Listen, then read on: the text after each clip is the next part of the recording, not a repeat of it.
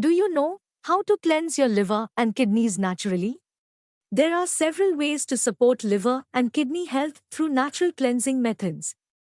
Here are a few suggestions. Stay hydrated. Drinking plenty of water and other fluids can help flush toxins out of the body and support kidney function.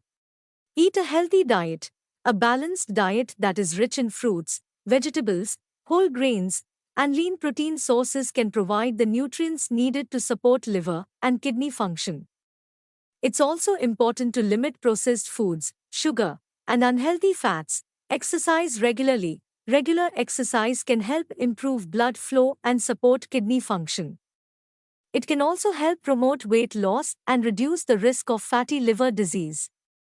Get enough sleep. Getting adequate sleep can help reduce stress on the liver and kidneys. Limit alcohol consumption. Drinking alcohol can put stress on the liver and kidneys and may contribute to liver damage or kidney disease.